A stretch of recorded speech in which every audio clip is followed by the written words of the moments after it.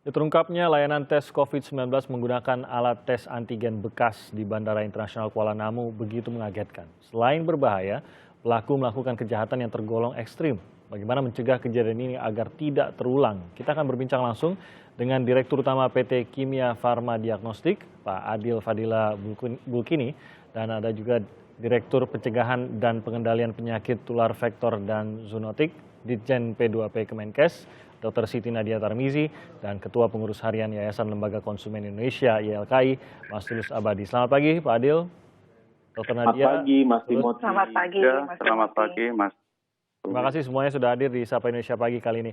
Saya ingin meminta tanggapan dari Dr. Nadia, dari Mas Tulus dulu, dan nanti mungkin Pak Adil bisa menanggapi bagaimana masukan dari Dr. Nadia dan juga Pak Tulus. Mungkin dari Dr. Nadia dulu, Kementerian Kesehatan pasti sangat concern bahwa hal ini bisa terjadi di Indonesia. Apalagi tadi kita mendengar komentar dari epidemiolog bahwa tampaknya baru Indonesia yang sampai hati, begitu, oknumnya sampai hati melakukan hal seperti ini, Dr. Nadia.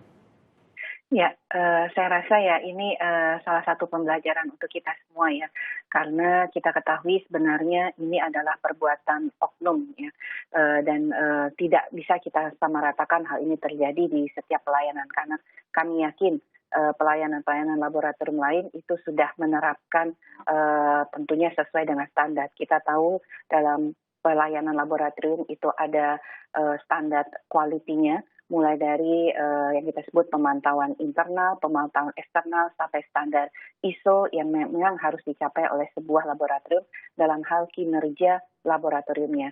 Nah, yang kedua adalah tentunya Kementerian Kesehatan juga mengawasi penggunaan daripada alat-alat laboratorium itu. Bahkan kita tidak mengizinkan adanya alat laboratorium yang digunakan dalam keadaan sudah kadaluarsa. Bahkan kalau sudah terbuka dari kemasannya sehingga tidak steril, tentunya ini tidak diizinkan untuk digunakan. Dan ini sudah tercantum di Peraturan Menteri Kesehatan, termasuk penggunaan tentang rapid antigen.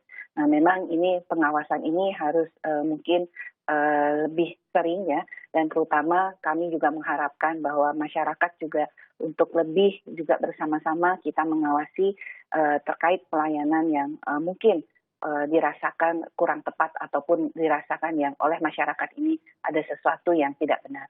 Oke, adakah yang sampai ke YLKI ini, Mas Tulus? Ya, saya kira ini pertama sangat meresahkan masyarakat ya. Saya sudah banyak menerima pertanyaan dan keluhan. Ini sebagai sebuah kasus merupakan kasus yang sangat keji ya, bukan karena soal merugikan konsumen secara ekonomi, tapi juga mengancam keamanan dan keselamatan konsumen. Dan saya masih menduga bahwa ini bukan hanya kasuistik saja, tapi bisa jadi ini terstruktur. Artinya di tempat lain terjadi dan dilakukan oleh oknum yang lain. Nah, mengapa? Karena kalau di bandara yang notabene di situ banyak mata, banyak pengawas saja berani melakukan seperti itu, bagaimana tempat-tempat lain yang nyaris nir pengawasan? Nah, ini saya kira polisi dalam kasus ini boleh saja menjadikan ini sebagai kasus di Kuala Namu, tapi saya kira juga harus diperluas ke tempat lain dengan komoditas yang lain, karena kami menduga ini ada kejadian-kejadian yang mirip dari fenomena-fenomena yang ada. Dan saya kira pelakunya memang harus kena sanksi hukum sesuai dengan tindakannya. Tetapi ini juga tidak cukup. Apakah mereka berani bertindak sendiri atau juga karena lemahnya pengawasan? Jadi unsur pimpinan juga harus diperiksa karena kami menduga ini bisa jadi terstruktur. Ya, kami khawatir sekali karena ini menyangkut keamanan dan keselamatan konsumen, dan di sisi lain ini merupakan kontraproduktif untuk upaya pengendalian pandemi di Indonesia. Oke, saya ke Pak Adil. Pak Adil, sejauh apa Kimia Farma Diagnostika ini mengambil tanggung jawab atas tindakan dari oknum karyawannya ini? Baik, Mas Timothy, terima kasih. Pertama-tama kami menyampaikan permohonan maaf kepada seluruh lapisan masyarakat atas perbuatan oknum-oknum pegawai Kimia Farma Diagnostika ini yang telah mendaur ulang alat swab rapid antigen. Hal ini sangat merugikan masyarakat karena mendapatkan layanan yang di bawah standar atau dengan barang medis yang tidak higienis. Pertama, kami telah mem-PHK kelima tersangka ini. Kemudian kami juga mensupport dan mengapresiasi penuh atas pemeriksaan yang dilakukan oleh Kepolisian Polda Sumatera Utara, dan kami siap mendukung dengan data dan informasi yang dibutuhkan. Kemudian saat ini kami juga terus melakukan upaya peningkatan menyeluruh terhadap sistem dan prosedur pelayanan serta SDM untuk dapat memberikan layanan kesehatan yang dibutuhkan masyarakat, serta memastikan tidak terulangnya kejadian tersebut. Kami tidak memberikan toleransi terhadap perbuatan oknum pegawai tersebut dan akan membawa ke ranah hukum bila terbukti bersalah. Ini perkembangan yang baik sebenarnya Pak Adil. Sebelumnya KFD Kimia Farma Diagnostika masih enggan atau masih belum sampai meminta maaf karena menunggu penyelidikan polisi. Apa yang mengubah posisi Kimia Farma terhadap hal ini? Ya, jadi Mas Timothy, terus terang kami juga shock ya, dan kejadian ini di luar nalar kami. Dan secara manajerial ataupun struktural dari level jabatan yang terlibat itu adalah di level business manager. Di mana level business manager ini kan membawahi beberapa kepala outlet dan bisa juga areanya lebih dari satu provinsi. Jadi orang-orang ini sebetulnya kami memiliki 24 person seluruh Indonesia dengan area yang berbeda tentunya, dan mereka ini sebetulnya adalah CEO-nya kami di daerah gitu. Jadi mereka sudah kami bekali dengan berbagai pengetahuan maupun soft skill maupun hard skill.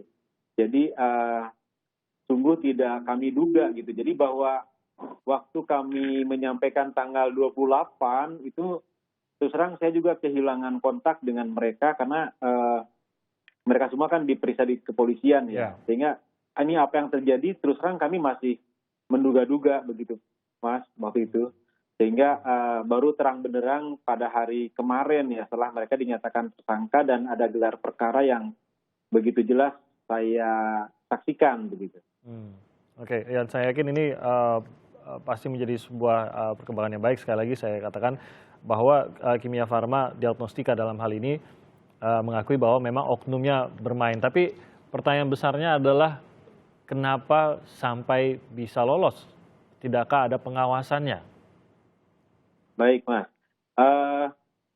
jadi di tempat kami secara manajerial ada yang memang sifatnya desentralisasi dan sentralisasi. Seorang business manager ini berkewenangan penuh untuk mengelola outletnya ya, mengelola layanannya begitu. Jadi kami tidak mungkin hari demi hari melihat kinerja ataupun kualitas layanan dari tiap outlet. Jadi itu kami serahkan ke mereka untuk dilakukan dengan baik. Yang penting kami sudah membekali mereka dengan prinsip-prinsip tata kelola yang baik dan juga manajemen resiko yang harus mereka kuasai seperti itu. Jadi ini faktor pendukungnya adalah otak yang menjadi kejahatan adalah seorang business manager yang tidak bisa ditolak mungkin ya oleh staf-staf yang lainnya. Mereka tidak berani melawan perintahnya begitu. Jadi kalau dari gelar perkara kemarin bahwa yang 4 tersangka itu mengakui bahwa seluruh aktivitas maupun seluruh kegiatan ini untuk layanan daur ulang swab antigen ini dilakukan atas perintah dari business manajernya ya, namanya inisialnya PC itu. Dan ia memiliki kuasa penuh terhadap bagaimana operasional di tempat itu dan tidak hanya di Kuala Namu ya, kalau begitu. Kalau tadi tidak hanya di Kuala Namu. Jadi daerah mana saja sebenarnya business manager tersebut bertugas? Iya, areanya itu kan sekitar Sumatera Utara dan Aceh. Di Aceh ada 1 lab klinik, kemudian juga di Sumatera Utara ada 2 cabang lab klinik dan beberapa klinik kesehatan PPK 1, pemberi pelayanan tingkat 1, Mas. Oke, baik, kita akan jeda sebentar. Nanti saya ingin tahu juga apa yang akan dilakukan dari Kimia Farma Diagnostika untuk memastikan hal ini jangan sampai bisa ada celah lagi untuk melakukan hal ini, dan juga dari Kementerian Kesehatan dan YLKI. Kami akan kembali lagi dengan pembahasannya.